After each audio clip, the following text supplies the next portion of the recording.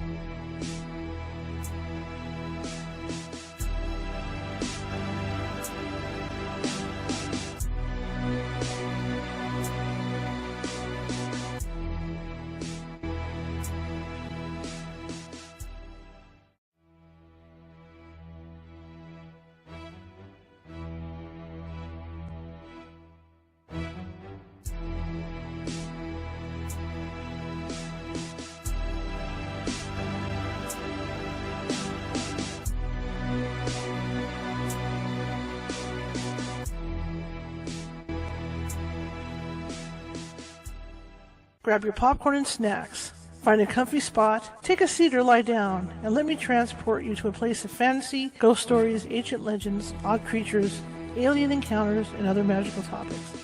You may even decide to join the conversation. From faraway lands to your own backyard, with a small dash of pixie dust. Turn out the lights and open your minds. The journey is about to begin.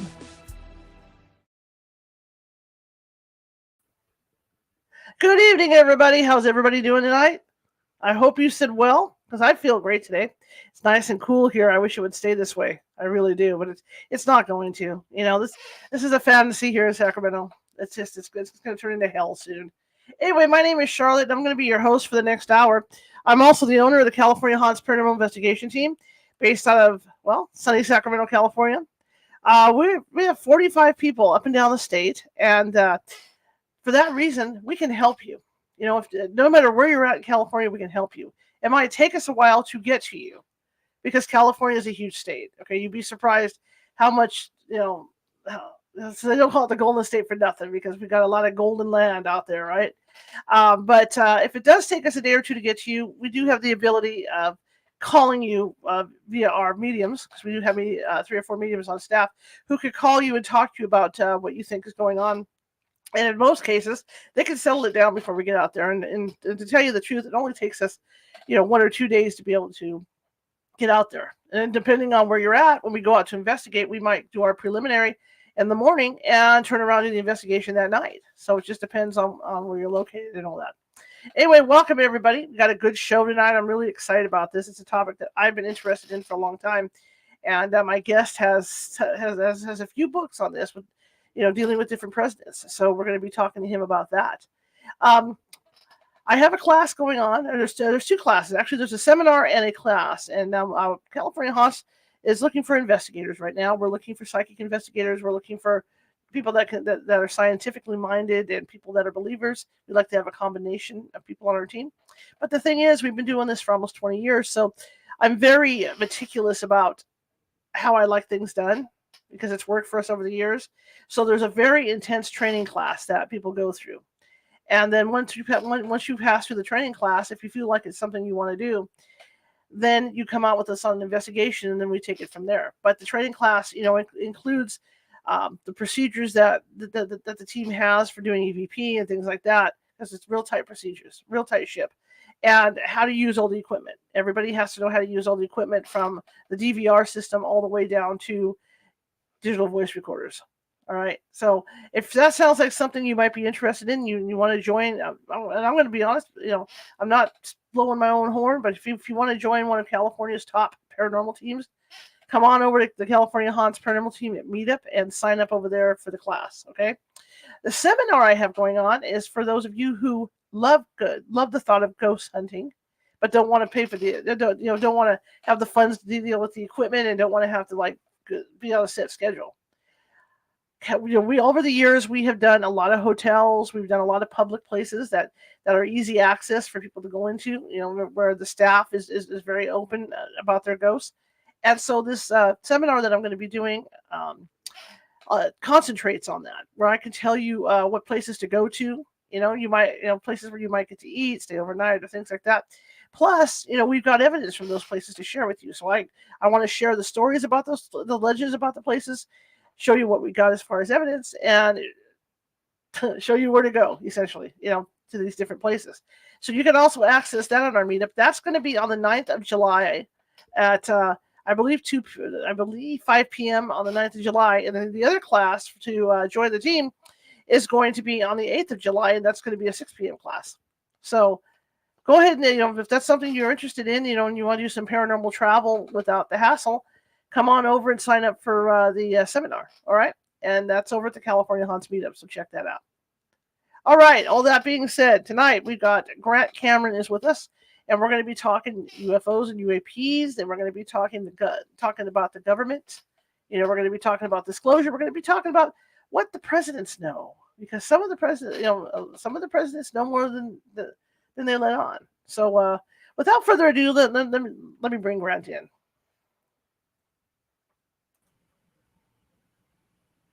Good evening. How are you doing? Good. How are you? Good, Charlotte. Thanks for having me on. I appreciate your interest. I'm really excited to have you on. Yeah. Tell me about you, sir.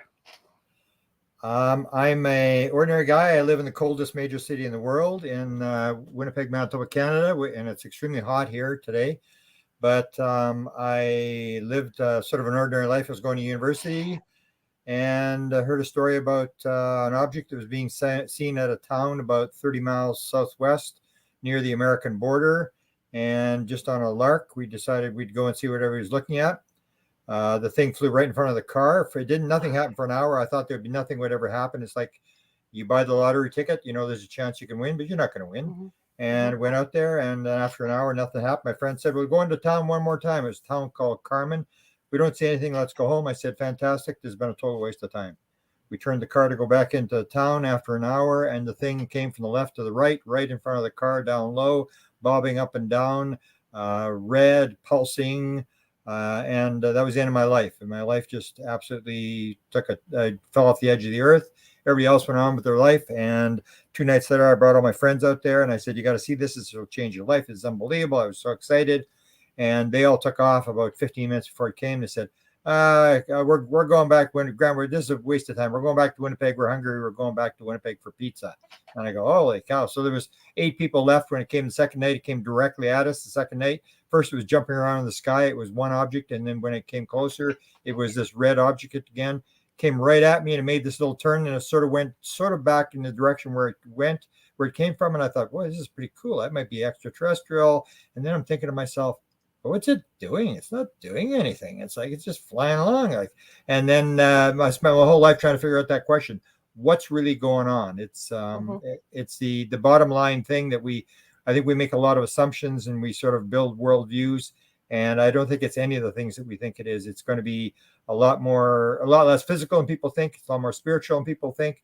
It will be 1,000 times more complex than people think, and it won't have a hint of capitalism. That's my sort of summation. I would basically even now say it may turn out to be a total spiritual phenomena. It may be simply a Deepak Chopra idea that we live in a world where everything is an activity inside consciousness. There's no time, there's no space. It's like remote viewing. It's all within you. There is no out there. This whole idea that we have not a clue. That's why we're not getting anywhere, is we're making all sorts of false assumptions about what's going on. So as my life went on, and it started with the UFO sighting, I had a download in 2012 in which it basically indirectly told me little by little bit, said, you know that you wanted that question of what is it? It's got to do with consciousness. And I didn't know what consciousness was. I didn't know what it was talking about. That flipped my life upside down. Then I had a big download in 2016, which gave me some hints as to what I had wrong and what I should be looking at. And I've sort of been led piece by piece, book by book, and it gets more and more spiritual, less and less physical, and much more bizarre every time I turn around. And so I've come a long way since 1975. And I always point out to people, you think this was the way it was always been. It was a totally different world in 1975. There was no crop circles. There was no light language. There was all sorts of stuff that doesn't happen. There was no orbs back then. There was no triangles. I saw the first triangle in 76. And that's a lot of the stuff has disappeared. Cattle mutilations has basically stopped. Ground traces has basically stopped. It's almost like the phenomena is basically hang on, I got to get rid of the phone here. Dave Scott from Space Star Radio is phoning me. Anyway, no. So it basically it's turned into this sort of a bizarre sort of world where the more I look at it, the more I think it's going to be something almost like if you follow the owl thing. Mike Collin talks about the owls. And when he gets regressed by Yvonne Smith in Los Angeles, he said to Yvonne, "Hey, Yvonne, when I'm under, ask me about the owls." And then she said, "Mike, what's with the owls? How come you're obsessed with owls?" And then he starts channeling and he says, "The owls are not important. The owls don't mean anything. The owls are just a symbol. The owls are a symbol that are posted to a door. It's the door that's important. You see the symbol, you go to the door, and then you go, hey, I wonder what's on the other side of the door." And then you open the door, and it's this vast universe of all sorts of stuff that you've never. And all they're doing, I think I call it the theory of wow. They're just doing really weird things that just sort of break your naive reality down to say, no, it's not this, no, it's not that. And the more we go along, the more we realize the world is not what we grew up believing it was. It's getting weirder, less physical. And they're basically indirectly telling us what's going on rather than landing on the White House lawn and telling us, because they're going to come in and land, and then we're going to be trying to shoot them. And they're trying to get us to learn the lessons that we teach ourselves. So you can't do your kids' homework for them. So that's what they're doing. They're just basically doing these really weird things. They have lights on the craft. Why do they have lights on UFOs? So you can see them. They want you to see them. Right. Why did the Nimitz thing drop from 80,000 feet down to sea level? They want you to go, holy cow, how did that? What the heck is going on? And that's what they're doing. They're making you think. And the more you think, the more you get in, you do investigation, because that's what how science works. Science works by being curious. When you're curious, you do investigation. If they don't do weird things, they don't take all the blood out of the cow, every last drop of blood, everybody's going to go, it's nothing, don't worry about it. But if you take all the blood out, they go, how did they do that? And you get drawn down the rabbit hole, and that's what they do. And so that's what it is. So, and all the phenomena are tied together. That's if you ever interviewed Ray Hernandez, who came to me when he had his contact where he was able to bring one of these things in, and he put in consciousness and UFOs, and my name popped up, and he came to me, and shortly after I had a meeting with him, he had this inspiration. He got a download. He was pulled out of his car in Miami on a freeway when it was stopped, and he was up in wherever he was in non-local space, and they had this wheel spinning, and it had ghosts, remote viewing, psychic phenomena, channeling, UFOs, and this wheel was spinning, and you could see these images, and they said, you got to quit parsing this stuff. It's all the same thing. And that's what I believe is it's all going to be the same thing. It's all the basic phenomena is all this consciousness stuff. It's all consciousness. God did not create the heaven and the earth. God created the sparks of the divine, and we're creating the heaven and the earth through consciousness, the observer effect. When you observe something, it comes into physical reality. Or as the channeler Seth said, you manifest everything around you. There is no other rule. And that's the kind of stuff that I think the government may be hiding, is they either don't know that, or they ain't about to tell you there is no world out there. It's, the idea, it's an illusion. It's just a dream. It's a matrix. It's not a physical world the way you think it is. And that kind of stuff, if you're the government, you can't be putting that kind of stuff out, even if they understand that, which I don't think they really understand. They're into the nuts and bolts too. They're trying to get metal. They're trying to build weapons. They want free energy. Let's make some money out of this thing. And that's where their chase is. And but my thing, I've sort of been led through my life from one synchronicity event. I know exactly which book to do next, because there's always a bizarre synchronicity that occurs that basically says you got to do this book. And so that's what I've done. It's just been 48 years of gradually going down the rabbit hole, and that's all I really do. And I say it's like living in the Super Bowl. People will say, I went to Super Bowl, I paid $10,000 for a ticket, and here's my ticket. Look, I went to Super Bowl. I say, hey, I live in the Super Bowl every single day. When you talk about getting downloads, what do you mean? Well, I wrote a book called Contact Modalities, which were with my theory. My theory is that you have a left brain and a right brain, and left brains write all sorts of articles and say this is absolute garbage. It's just one brain. Don't get woo-woo about the brains. No, there's two brains. There's a left brain and a right brain. And the left brain is your small self. The small self thinks. That's the male side that has the urinating contests and wants to fight and thinks it's separate from everything else. And then you have the female brain, which is now coming into the world. And that's the world where we're all one. We have to work as a family. And so what the idea is in Contact Modalities is the idea is to shut down the rational, analytical, ego left brain, which is talking, which just will not shut up, and get it to quiet down and say, can you go down these stairs? Go down. Can you count stairs? Oh, I'm the best stair climber, and I can count stairs. Can you follow your breath? Count your breaths. Oh, I can do that. And basically then after a while, the left brain says, this is garbage. I don't want to do this anymore. And it basically goes to sleep, and you say, okay, just keep going, and we'll call you in half an hour. We got some work to do. And what you're doing with hypnosis and meditation and all these modalities is you're getting the left brain to go to sleep. So when I had the first download, I was watching a lecture by Colin Andrews in Phoenix, Arizona, and I didn't want to be in the lecture. I had no interest in crop circles, the same as I didn't have any interest in UFOs when I first started. But I'm in the lecture, and he's talking about consciousness and crop circles and stuff, and I'm thinking, and all of a sudden it just I sort of daydreamed, which is one of the contact modalities. I walk maybe 4 or 5 hours a day, and what you do is you're putting the left brain to sleep. You're getting it quietened down, and then you can pick up the signal. So once the noise is gone, you can pick up the signal. And 40% of all UFO experiencers say at one point during their experience, they knew the answer to everything in the universe. Near-death experience people, 31% at one point during their experience, they knew the answer to everything in the universe. So their left brain was shut down and they were able to access everything in the universe. So my idea is there's a field, all the information is in the field. And the idea is to shut the left brain down, get in the field, get the material, and bring it back into the world. And I wrote a book called Inspired, The Paranormal World of Creativity. So I go through Nobel Prizes. I go through all sorts of bizarre stories. You think they invented this stuff? You don't realize they got it in dreams. They got it sitting on a park bench, or the thing popped in their head. And when I had the experience, I was so blown away by the absolute certainty. Like the small self, the left brain thinks, the higher self, the right brain knows. And when you've had these experiences, you know, there is no doubt in your mind. It comes with this absolute certainty and this absolute excitement. It's like, oh, that's the answer. It's like, so you're saying, who is your first boyfriend or girlfriend? And the name pops in your head and you say, well, how do you know that? I know for sure. Don't tell me I don't know. And it's that kind of certainty. So when that happened to me, I started to look.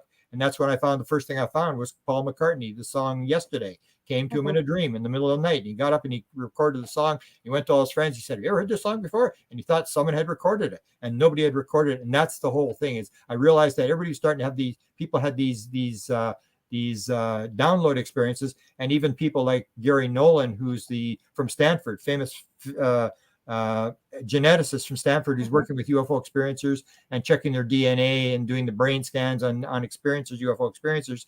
He made the expression, and I went to him because I'd had the same thing. He said, I don't know how it works. He said, I don't know if there's little elves in my head, but I know how to make it work. And he talks about the fact that he'll go through a problem at Stanford and he'll analyze the whole problem. And then he'll write on a piece of paper, put it beside the bed. He'll go to bed. He said it, and the next morning or within the next couple of days, the answer comes in his head. Not an idea. The answer comes in his head. And so people will describe this fact that you can get in the field and get the material and bring it back out. But it's this right brain, left brain, which I think is key to all sorts of paranormal phenomena. Remote viewing.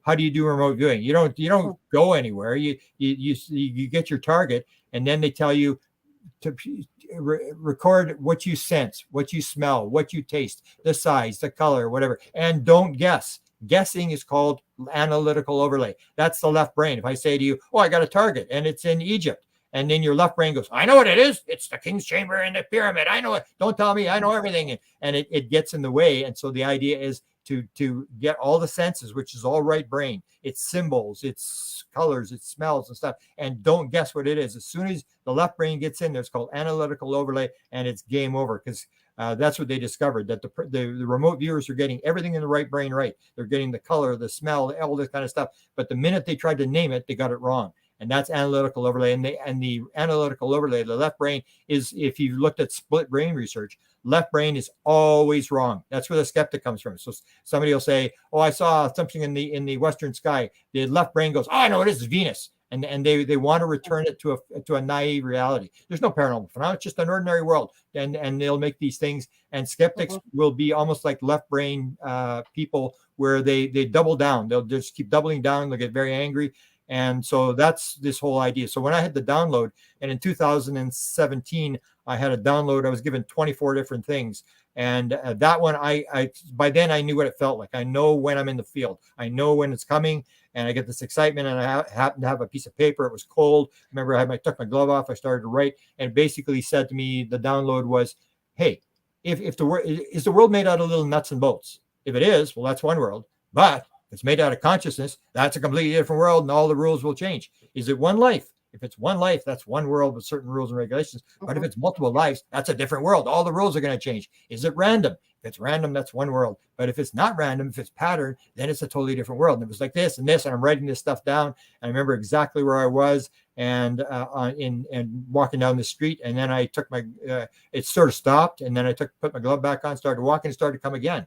And I got about 24 of these different things that basically said, is it this or is it this? You think it's this. And I was even told in some of my downloads, you think you know, you haven't got a clue what's going on. You're so arrogant, you think you understand everything. And not only is what you've got wrong, it's exactly the opposite of what you think it is.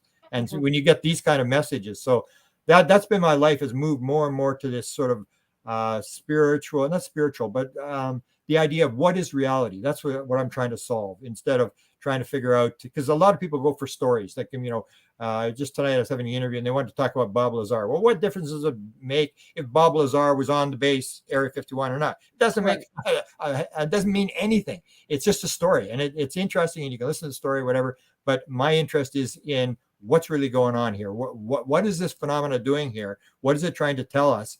And so that's where I've gone with my life, and that's basically all I do now, is just try to unravel this mystery. To me, it's like a big chess game of figuring out what's the other side doing, why is that piece moving, and I don't move the piece until I know. And to me, it's like a big game, and I'm just trying to figure it out. Well, I was looking through your books and stuff, and it's fascinating because years ago I knew about President Clinton, and his knowledge of what's going on, and when I heard you on the other guy's show, it was fascinating to hear, how much the government does know that they're not telling us. Yeah, but I think the thing is that, like, Barack Obama they asked him after the Nimitz thing came out, and he said, yeah, we've got the films, yeah, we had these films, and yeah, but we don't know what it is, and that's what I think the whole key is. Yeah, they got bodies, yeah, they got crafts. That doesn't mean they know what actually, where these things are from or what it is. It's like I just wrote a book on ports, things that fall out of the ceiling, and swords and all sorts. It's just the weirdest thing. And then it happened to me. I got the synchronicity that said write the book, and then I started to have these things, and it's that kind of thing where you see that it's way weirder than people think, or even the idea, like if you're familiar with the Wilson leak document, which is a big document that was leaked about Admiral Wilson, Joint Chiefs of Staff, intelligence officer, who was cut out of the loop. And he, in this document that I put on the internet, he basically said, we got a craft and we think it'll fly. So I actually did a book. I got led down that rabbit hole where I talked to a woman who's in her 70s. They said, oh, we got to talk to Pam Dupuy. I said, yeah, I've talked to Pam Dupuy. And she said, oh, yeah. And she's telling me all that. I'm a remote viewer and I've been abducted and whatever. And it's like, okay, listening to these stories. I'm with her in the house. And then she said, yeah, and last night I was flying the craft. And I said, what? You're flying the craft? And I was ready to throw her out of the house. I thought, yeah, you insane? Like, come on, you're 70 years old. A Saudi Arabian woman is not allowed to drive a car unless there's a man in the car. You let you fly the craft with no insurance, no license, nothing. She said, oh, yeah, I've flown 3 different models. And I said, why do you fly the craft? She said, oh, you do it with your mind. And then these people started coming to me. I had 36 people in a book. I put them together. And it was this whole idea that you go into the craft. The craft is 30 feet on the outside. And the inside, it's as big as a football stadium. You can see in 360 degrees. You put your hand on a panel and they say, go within yourself. It's within you. Where do you want to go? And you can go to the far side of the universe and you put your hand on a panel. The craft is alive. It's conscious. You become one with the craft. And whatever you think is what the craft does.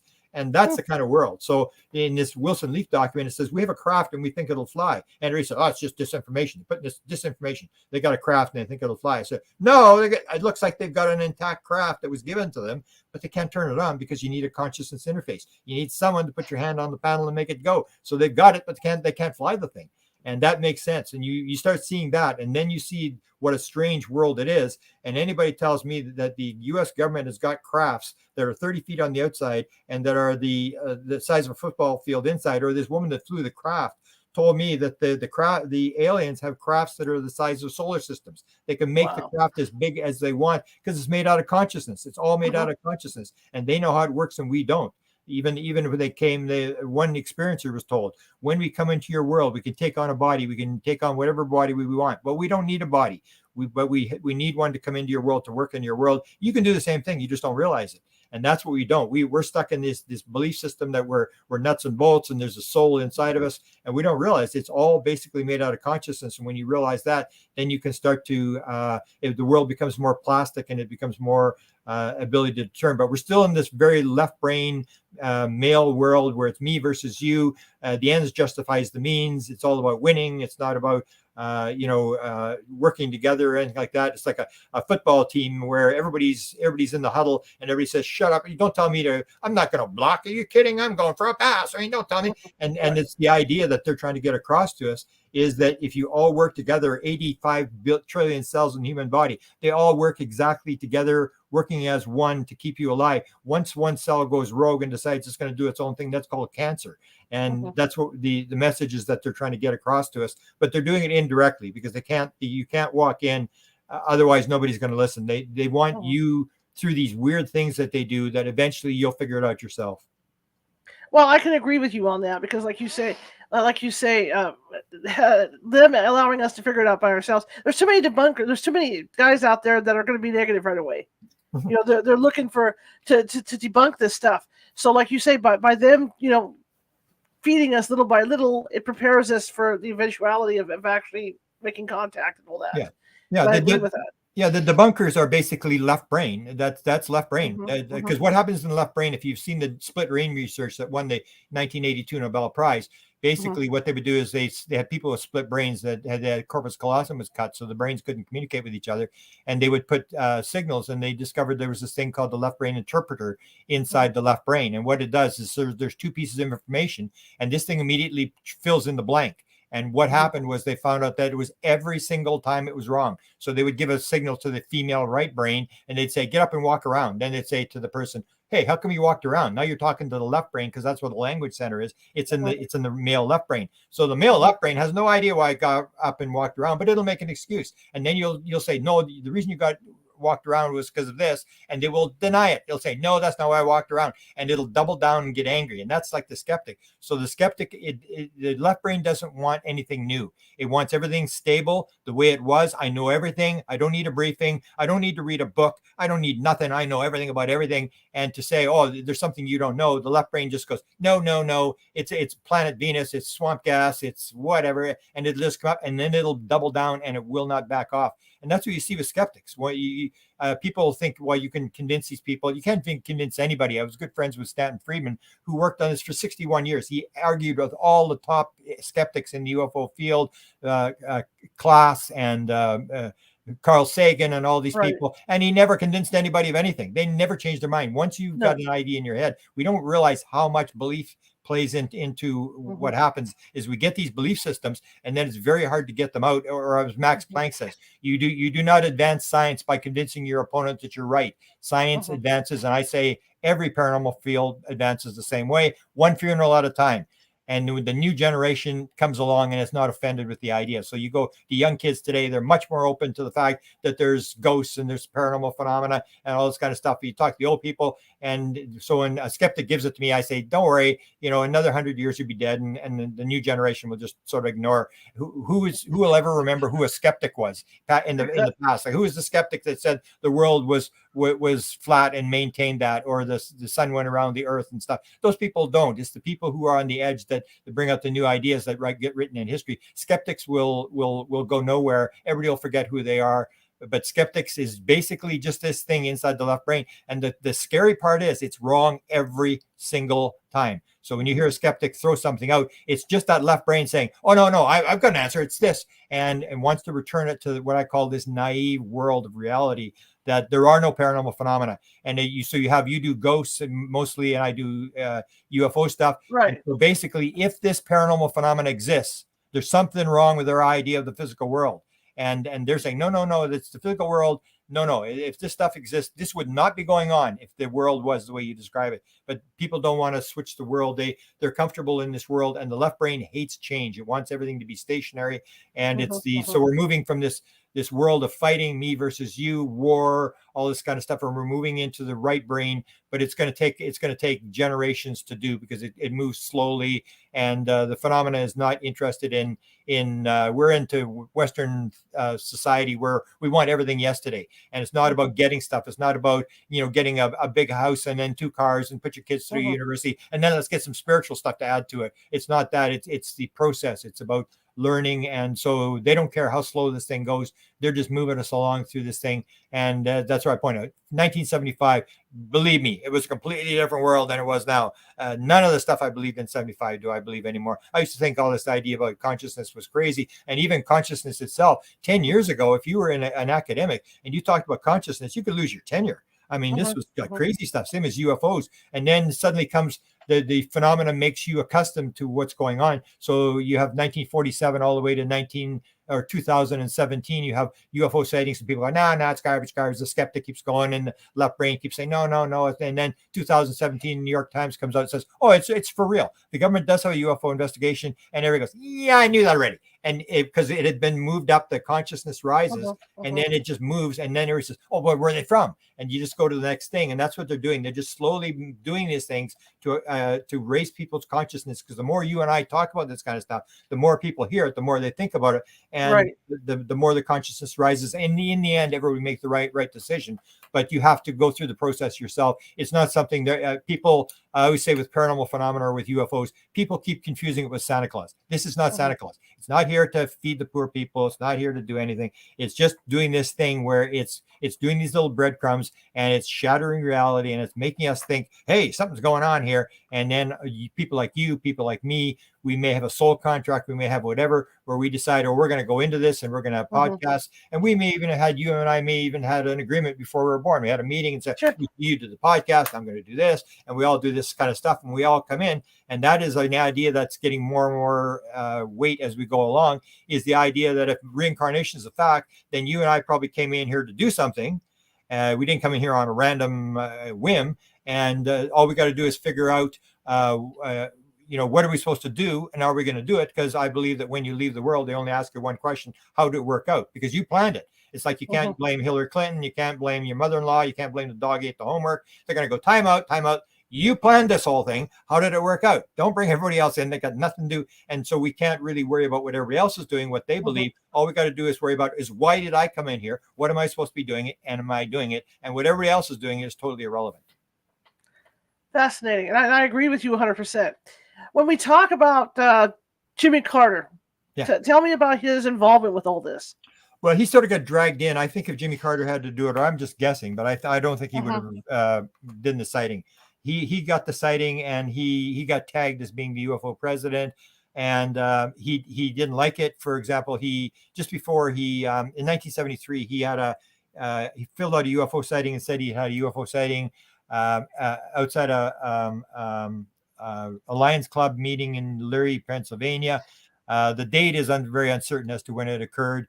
And so he was in a scrum in 1976 running for president, and the National Enquirer was in this scrum of reporters, and one reporter asked him from the National Enquirer, said, if you become president, are you going to release all the UFO stuff? You saw UFO. And he said, yeah. He said, I saw UFO, and if I could become president, I'm going to release every piece of information that's available except for the classified material. And everybody always leaves that part out. He didn't say he was going to release everything. He said everything that isn't metal or classified, which is like everything. And so when he got in, he went to Bush, and he got his intelligence briefing. And I guess he asked about the UFO stuff, but he wasn't asking for all the UFO stuff. I think people mistake that. He was asking for the stuff for the people, which is not the Roswell stuff. He's the president. He can ask for the Roswell stuff, and anybody gets in his way, he fires him, and just till he finds out the stuff. It's insubordination. You got to answer the president. But so he said, I need the stuff for the president and for the people. And what Bush said to him is, curiosity is not sufficient need to know. And he's absolutely right. If you see what's going on now, people say, we want disclosure. When's the government going to release it?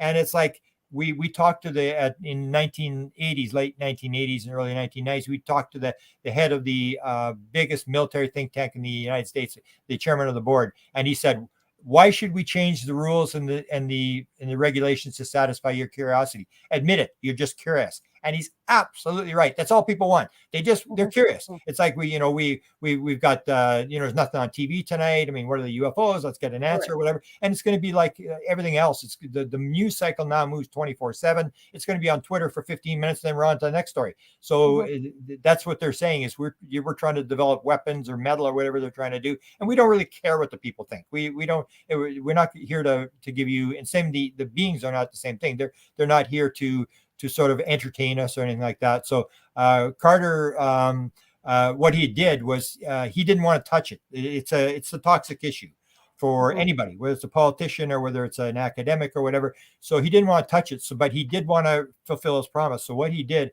is he sent, for example, Jody Powell, who was his press secretary. He sent him to the FBI, and he put great pressure on the FBI to release all the UFO files. He sent a lawyer to the CIA. CIA was under an FOIA lawsuit, and they were trying to hide documents that they had for UFOs. And this lawyer, she was a female, she broke down crying because they were hiding documents and they were giving her a hard time or whatever. And so she was there. And then his science advisor went to NASA and trying to get another Blue Book study for them to do. And NASA said, you cut our budget. You're threatening to cut our budget. Now you want us to do UFO? No, we're not doing UFO. If you got metal, we'll look at metal. And there was a SRI. They were going to do a study until the Pentagon came and shut it down. So he did this stuff, but it never had Carter's fingerprints on it because he didn't want his fingerprints on it. And even I point out numerous times, Gerald Ford was very adamant before he became president as well, that he was going to get to the bottom of this thing. He was going to get the military people. He was going to put them under oath, and he was going to make them tell what's actually going on here. And both Jimmy Carter and Gerald Ford, as soon as they became president, never used the word UFO ever as they were president. It was sort of like toxic issue, don't touch it.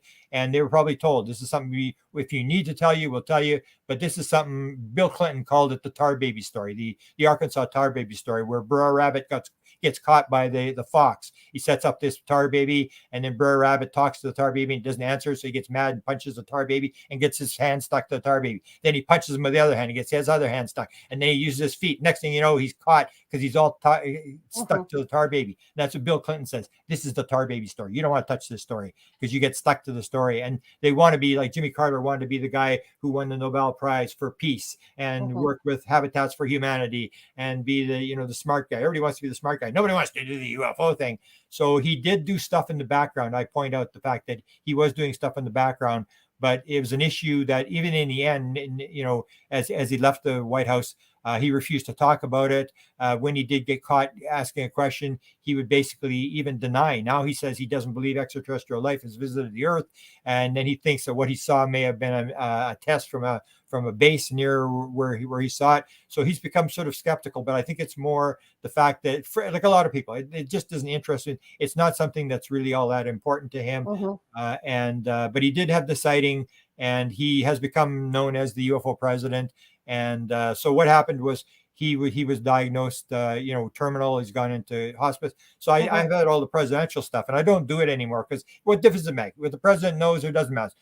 What difference does it make whether he knows or not? It doesn't change anything. It's like COVID. Who invented COVID? Who cares who invented COVID? It doesn't matter. It happens. It happens. It's the experience you have. So he may have known, he may have not have known. So when it was announced that he was in hospice care, I said, well, I've got all these files on his thing, and I'll tell people what he actually did. So he didn't cover up the way people say he covered up, but then he didn't really push the issue either. He put it out there, and he did the minimum. And you can see he had the letters. He had, I think, 10,000 letters. Even the book, I put a photograph of the mail bags coming in, and people were saying, "Come on, you promised to release the files. When are you going to release the files?" And all those letters came into the White House. So he became this very famous guy. He was very interested in paranormal phenomena. He actually talks about the remote viewing, where he talks about these two. He got it all mixed up. He talked about a medium that had found a small American plane in Africa. It wasn't. It was a Russian Tupolev 22. Top secret. It was a supersonic bomber that had been converted to an intelligence platform. It had crashed in northern Africa, and the CIA was looking for it with satellites, and they couldn't find it. So they gave the tasking to two remote viewers, one at Wright-Patterson Air Force Base, one at SRI, and they found it. And they found this thing. And Jimmy Carter, when they got the report back that it was exactly where they said it was, he said it was the most amazing thing he'd ever seen as president, was this thing. And his wife was fascinated with ghosts. She said that their house had been haunted. And she also was fascinated with Uri Geller. Uri Geller tells me the story about how he bent the spoon in front of Rosalind Carter, and she takes a photograph. He's holding the spoon in Mexico, and he's sitting right beside Henry Kissinger. And then he goes, "Oh, and now it's your turn, Henry Kissinger." And he said, "No, don't read my mind. I got too many secrets." So there's these stories about the paranormal stuff. But if you're the president, you want to be the cool guy. You don't want to get dragged into ghosts or paranormal phenomena. Right. Obama was the big guy. Obama is actually producing a documentary with his wife now on Betty and Barney Hill. And so when you get a president doing a documentary on UFO abductees, he was fascinated in the subject. He used to come out and make jokes about it. And I knew he was fascinated with the subject. And I filed for FOIA for all his documents about the briefing. I know he was given a briefing, who gave the briefing. And but now we have to wait for all this stuff to be declassified by the National Records Administration, and it may take years. But Obama was fascinated. Bill Clinton was fascinated. Johnson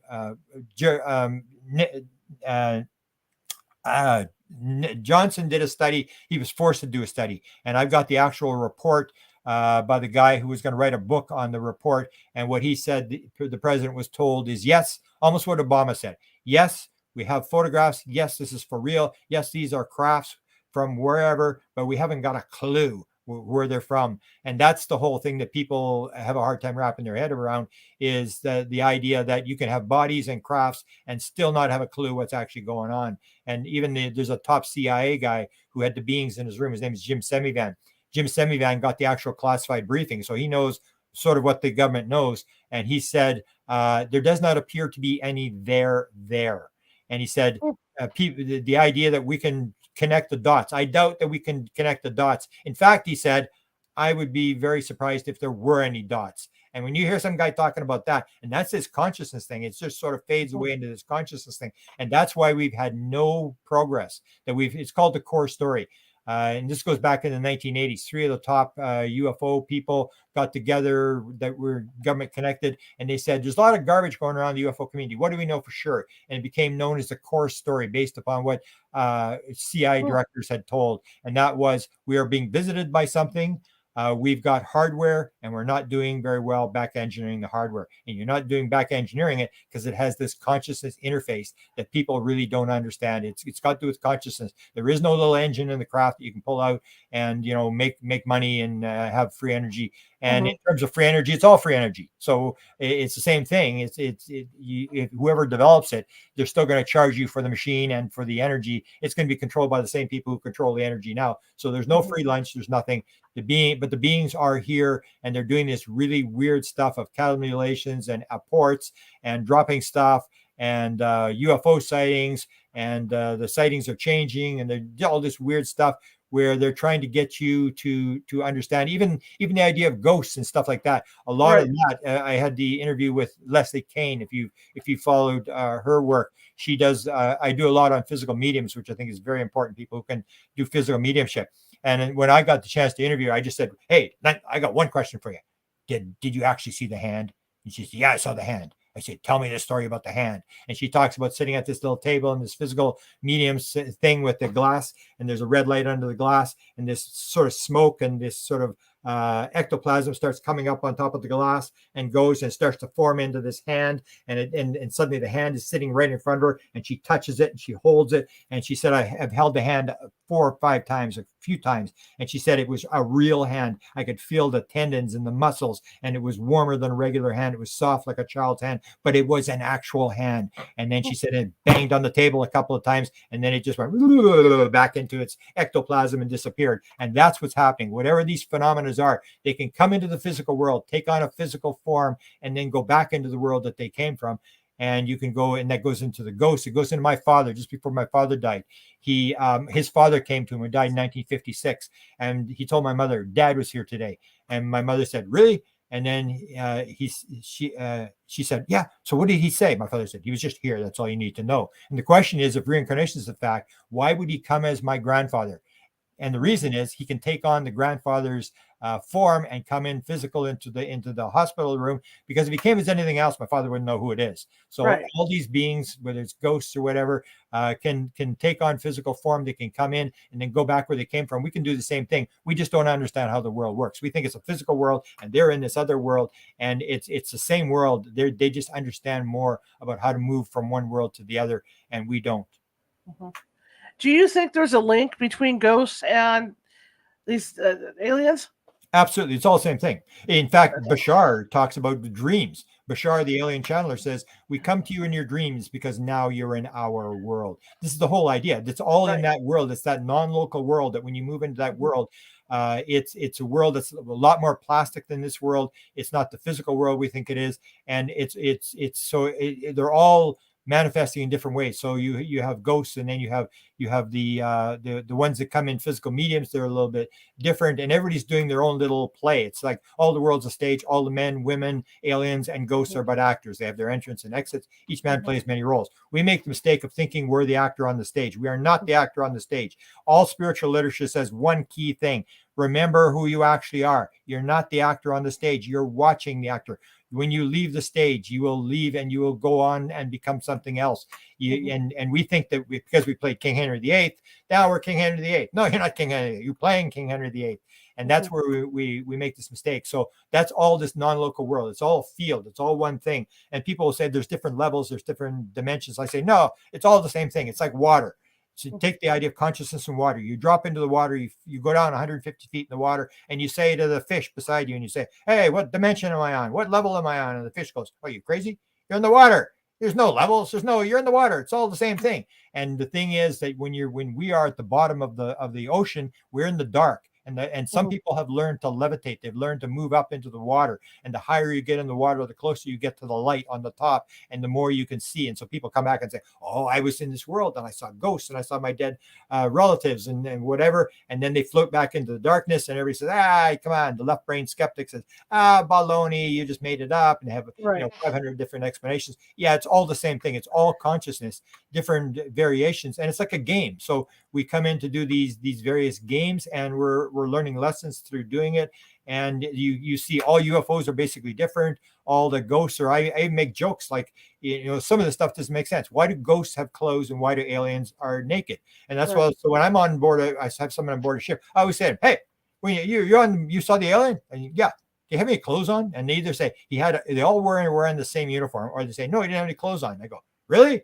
Didn't you think that was kind of strange? You had an alien, didn't have any clothes on? And they go, yeah, I never thought of that. It was kind of weird. And I say, do you have any sex organs? They say they're raping our women. You know that. And did they have any sex organs? And they go, no. Come to think of it, no, I don't think they did. No, they didn't. They have a belly button?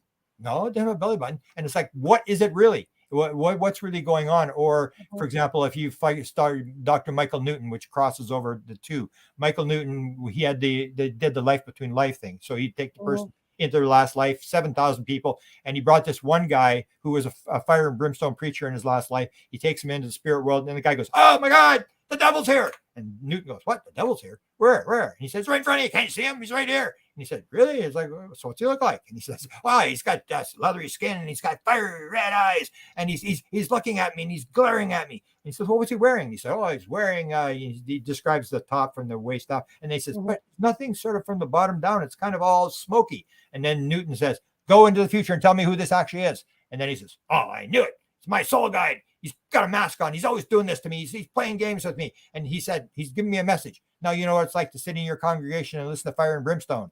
And this is the idea is what is it really? So when you're looking at something, you say it's this, it's that, and you describe it or whatever. The question is, what is it really when you come down to it? And I say it's all going to be consciousness taking a very form and to try to learn lessons. Why do they come here? I think it's all altruistic. They're all here to help because that's how it works. We're the only ones that have this idea of it's all about me and whoever's got the most toys when they die wins and stuff like that. It's all altruistic. When you go there and you realize that your children or your grandchildren or whatever are in trouble, the world's in trouble, they say, do you want to go back? And you say, yeah, I'd like to go back and help. Because I mean, how long, if you go into the afterlife into heaven, or how long can you sit on a beach in Hawaii and drink Mai Tais? How many billion years do you think you can do that? After about the first 1 month, you're going to go, oh, I got to do something. This is kind of boring. And that's what it is. It's this play where we all contribute. We all try to make the world a bigger and a more brilliant place. We're all sparks of the divine. We're all creating the universe. And as we develop, the world gets more complex, more magnificent. And God's just sitting there eating popcorn and watching this. And if your movie gets very boring, then he says, I'm getting out of here. And he goes to the next theater and gets more popcorn and watches a more dramatic play that's going on there. We're the ones creating the play. We're not victims. It's not like I got born in Winnipeg, the coldest major city in the world. How unfair is that? I mean, you got California. I mean, if I lived in California, man, then I would really do something with my life. And it's that kind of thing that the ego wants to play the victim. And it's all about lessons. Everybody gets to play the role. Everybody gets to be the refugee. Everybody gets to die young, all this kind of stuff. And it's all about lessons. It's all about this sort of a magnificent play that is going on. But we got to remember who we are. We are the higher self that knows. We are not the small self. We are not the ego. If reincarnation is a fact, the ego, when you die, you will realize life was a dream. And in your next life, this life will become a forgotten dream. Don't take it too seriously. You make good points because after reading, and a lot of my listeners know I did this, after reading the abduction in the the Mojave incident. Yeah.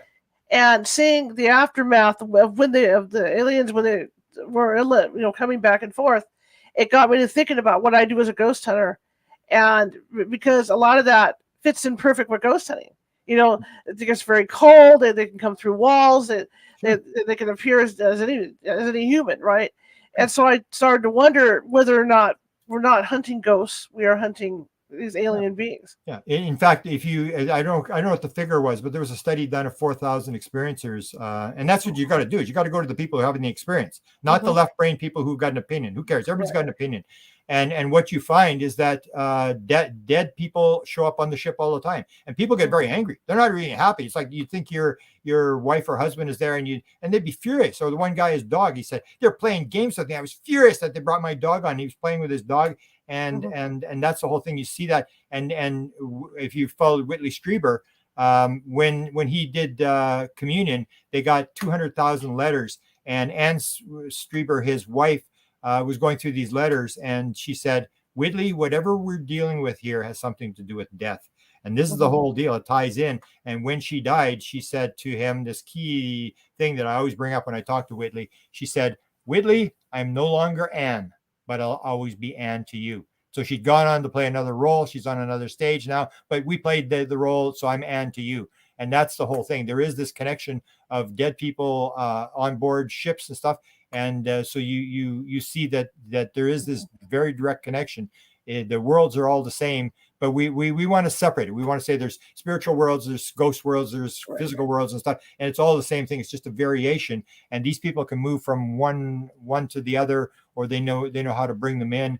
And I think it's very encouraging in the fact that it's a much more complex world. We want to be taught that we're biological robots in a random, meaningless universe. And the more you look at this, the more you say, this is the most amazing universe. It gets more complex and more magnificent, and more grand, the more you look at it. And that's the message we got to sort of get out to people, is that there's this stuff going on, and enjoy it and learn that the world is not as simple as you think it is, and that life may be very much more valuable and complex than you think it is. When you talk about the government, how hard is it to get that research from the government? Well, it depends. I mean, that's what I say. There may not be anybody in the government that really knows. I mean, I've dealt, because I had the experience, and because I saw this thing and I said, what is this thing really? Like, what's it doing? And so I went after the Canadian government, and I went after the CIA. I've got people in the CIA that I've corresponded with that have, we're called the Weird Desk, where they supposedly deal with this and all the paranormal phenomena and stuff like that. And I went after the President of the United States and stuff like that. And my conclusion was that they may know the very basics. Like the Canadians in 1950 wrote a top secret memo and said, we were told by American officials flying saucers exist. It's the most highly classified subject in the United States. It's of tremendous significance to the Americans. There's a small group headed by Dr. Vannevar Bush trying to figure out what's going on. And we're also told by American officials that other things might be associated with the flying saucers, such as mental phenomena. The Americans aren't doing very well, because they said if they were working on it, they're willing to exchange credentials and talk to us. So in 1950, they already knew there was this mental phenomena connection.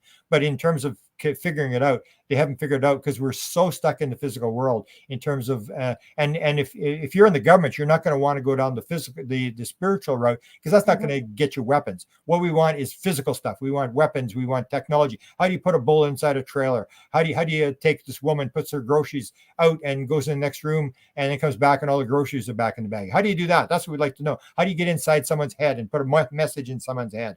How do you get documents and bring them back and then put them back in the vault and nobody knows you were there? All these kind of stuff. So everybody's looking for their thing, because it takes a lot of funding, and the only people who've got money that are funding is the military and the government, and they're not interested in spiritual, philosophical stuff.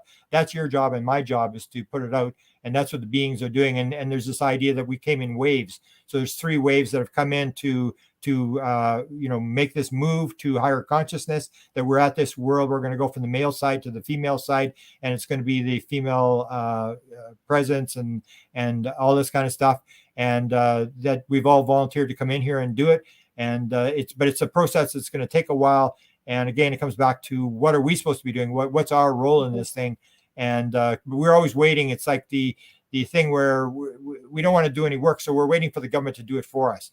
I can't do it, and this kind of stuff. And that's why I say it's not Santa Claus. The government's not going to give us this. They've told us they forget it. We're not going to change the rules.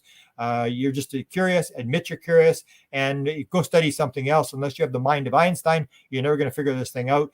And so they're doing their own little thing, trying to get their medals and weapons and stuff. And you and I, if we realize there's a spiritual component, we've got to put that out, and eventually the young kids will pick it up.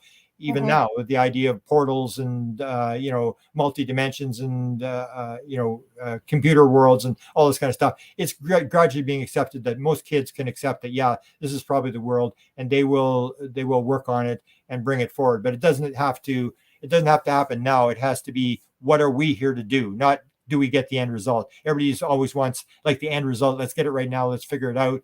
And that's not what it's about. It's about us doing the job and gradually moving this thing to the next level. And then there's another level, and then another level below that. And it just gets more and more complex. That's what I found in 48 years, is every time you look, it gets more complex than it was before. Almost like Jacques Vallée said, you're sitting there, it's like sitting in a movie theater and looking at the screen. And he said, what I'd like to do is, rather than watching the thing on the screen, I look behind me and I see that little hole in the wall with the lights coming out. I'd like to get the keys. And then when the theater closed down, I'd like to go in that little room and find out what's going on. And that's what we're trying to do. We're watching the sort of the screen, the stuff that's on the screen, and we don't realize it's all being projected. Even like it's now been identified, you cannot see absolute reality. You cannot. You're looking at desktop icons all the time. You think that you're driving a race car on a video game. That's not the video game. You're not, don't have a steering wheel. There is no steering wheel. This is just a desktop icon. There is no email on your desktop. There is no garbage bin on your desktop. It's just an icon. The actual reality is way behind that. And that's what we've got to realize, is that reality cannot be seen, and that we're looking at all these images and symbols, and they're all telling us something. And the more we work on it, the more we sort of understand that it's a lot less physical than we think it is. And it's to me, it's going to be, and it's my guess, it's all consciousness. It's all this. Everything is an activity inside consciousness. There's no nouns. It's a verb. It's alive, and it's growing, and it's getting more and more complex all the time.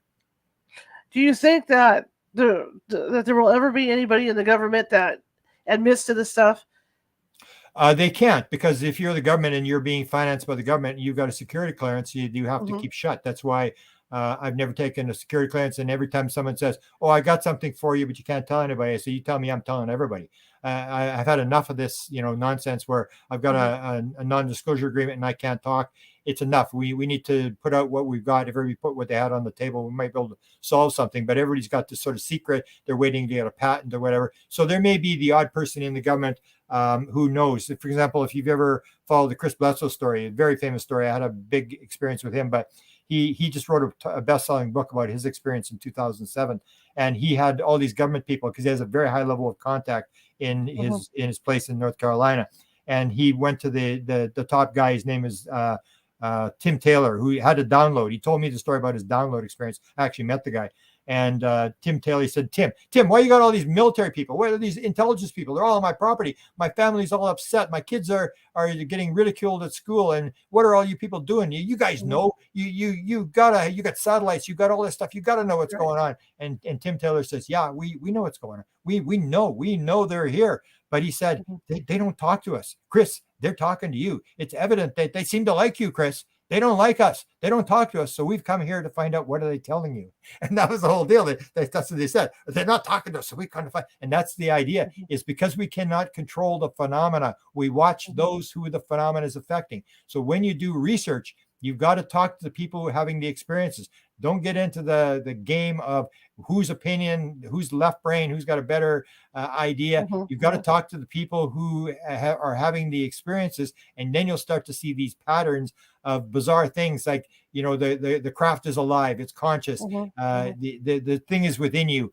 That if you want to go from one side of the galaxy to another, you just imagine it's within you, and you can go instantaneously across the galaxy, that kind of stuff. Or you can see in 360 degrees, which people in near-death experiences will describe. I can see in 360 degrees. Out-of-body experience people say, I can see in 360 degrees. So if you're on a UFO craft and you're going to make up a story, that's not something you want to put in your story. Oh, I can see in 360 degrees. Right. When I first saw it, I thought, that's bizarre. I mean, how is that possible? But you'll see all these paranormal phenomena. They're all talking about this 360 degrees. Or people who can see blindfold. I do this stuff for the blindfold children, which is extremely important. Kids running around blindfold, who can read books and stuff like that. If that's true, there's something wrong with their idea about how things work. And that's where we got to realize we got to be sort of, little bit less egotistical and realize there's some stuff that we can figure out, but you've got to talk to people who've been in the field. So if you have not had an experience, then all you got is opinion.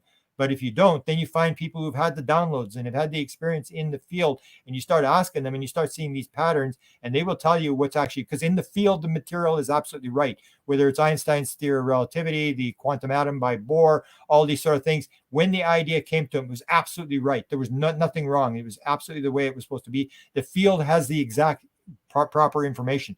The left brain is just making stuff up. So you got to find someone who's in the field, whatever that thing is, whatever their experience is, and they will tell you all sorts of stuff, especially if they're doing precognitive stuff like that. You start to see these patterns as to how they're in there. Or even when I did the contact modality book, I talk about all these different things, and one of them is trauma, and people get all upset about that. And trauma is a big thing. If you are a woman who's had childhood abuse issues, a lot of these women become mediums. You're trying to shut out the world, and all of a sudden, you're talking to your dead grandmother. Trauma rips the filter. Or if you've had a head injury, if you had a near-death experience, you go through a front windshield of a car. These people suddenly they become psychic, and they can see dead people and all this kind of stuff. And that's the whole thing. It's trauma. It's this idea. How do you shut the left brain down? And sometimes you need to go through a front windshield of a car to shut the left brain down. And when that's down, people go, "Oh my God!" Suddenly I realize like it's non-local, and there's no time, there's no space, and there's my dead mother, and all this sort of stuff. And you got to listen to those people,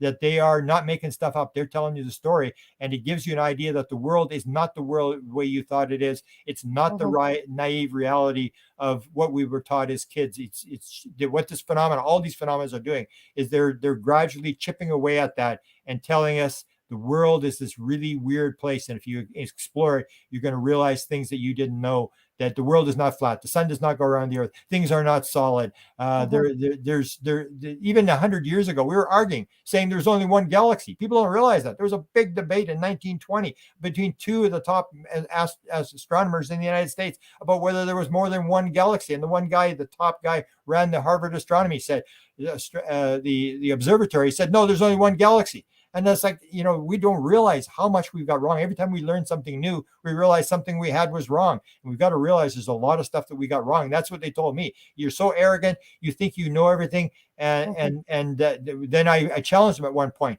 They said, and I said, I'm sick and tired of you guys going after me about ego. And, you think you know everything and stuff. I said, I'm just trying to figure out what's going on. So you tell me what the hell's going on. And then they said, we don't know either. And I went, oh, come on. So I had this thing. And when you've had the experience of sort of being in the field where you know for a fact where you were, and this was not the real world, then it becomes obsessive, where you start finding other people who had these experiences, and you start realizing these patterns, and there's stuff that we can learn to figure out how the world actually works. Absolutely.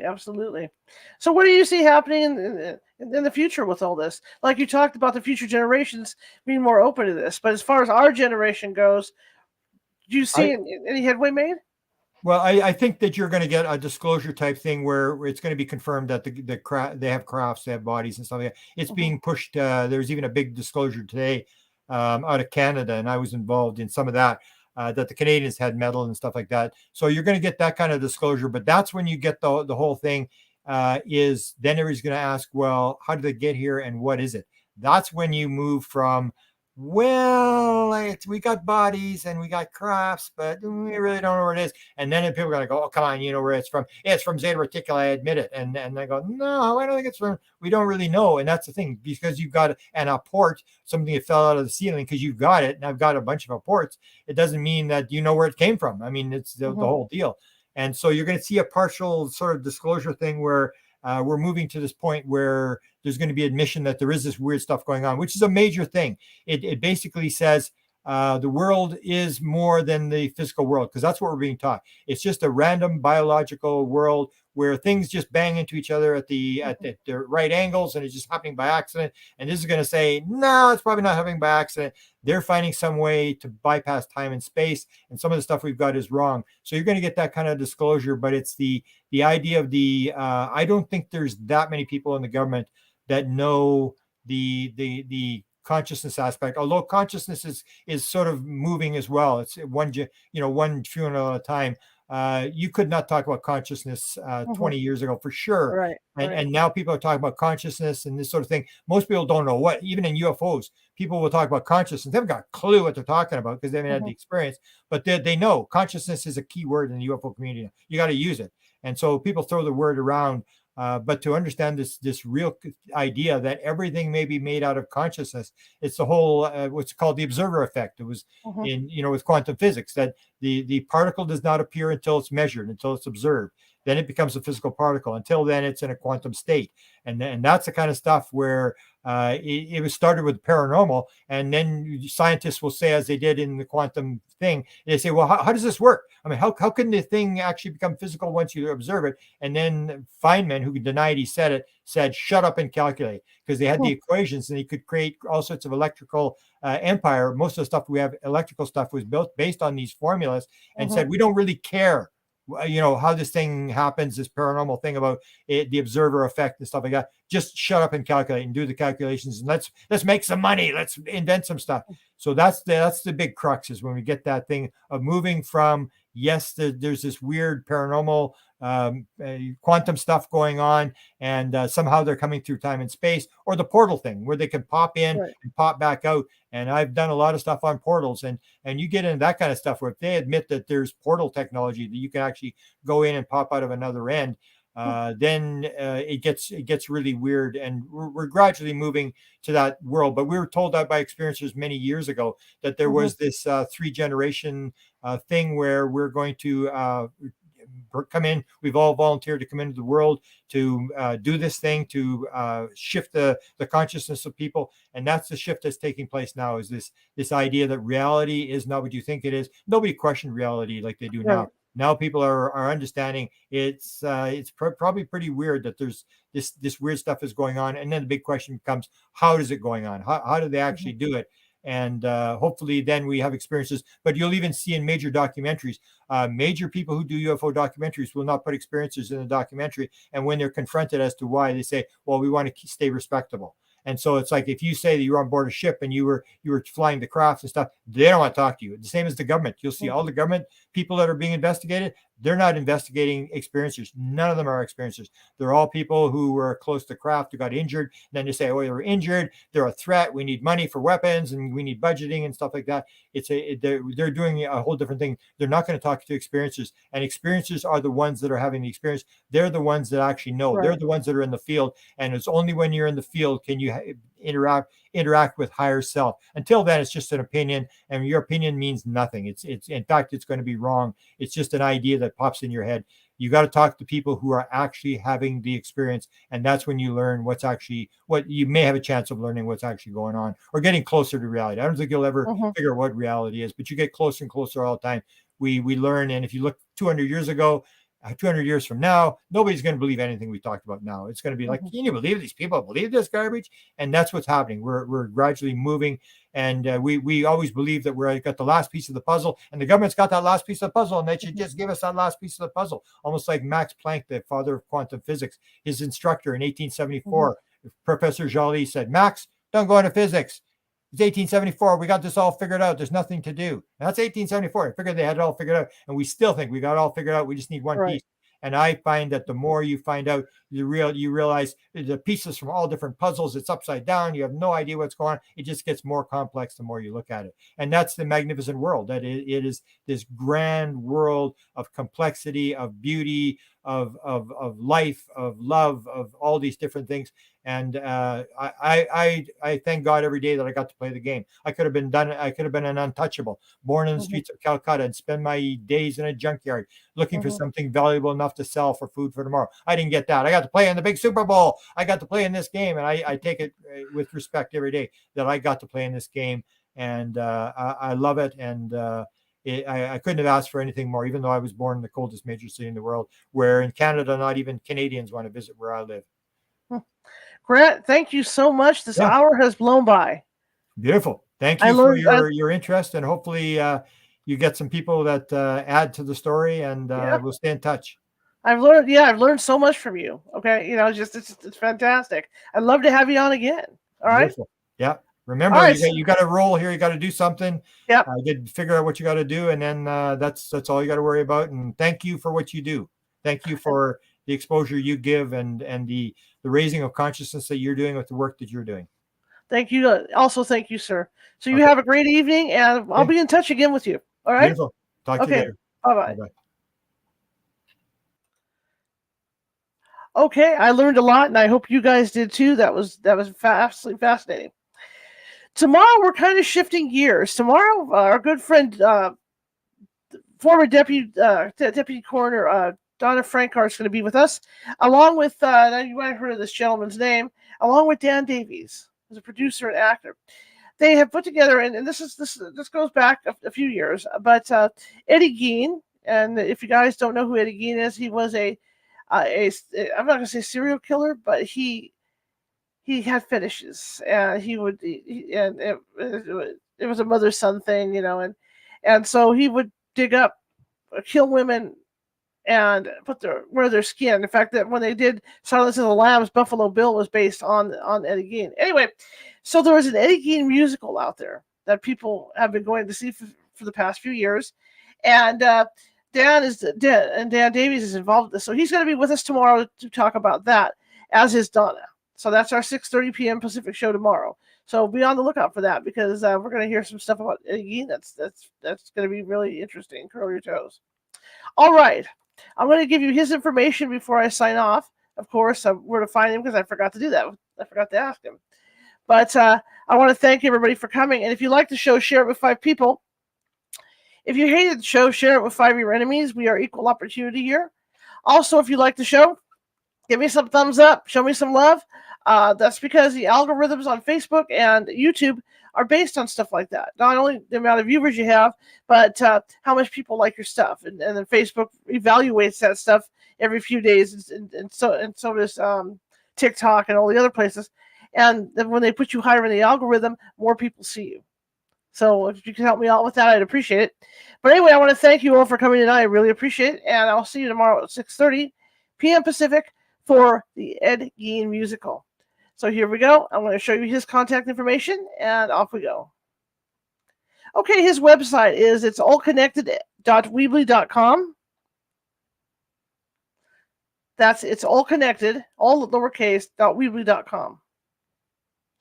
The books are Carter UFO Tales, and then you've got UFOs, Area 51, and the Government. Next book is the Clinton UFO Storybook and Managing Magic.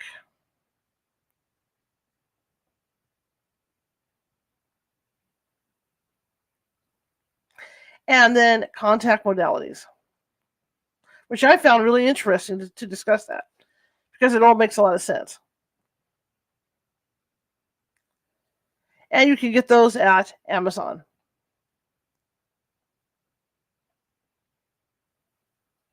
All right, again, I will see you guys tomorrow, 6:30 p.m. Pacific. Have a great rest of your evening.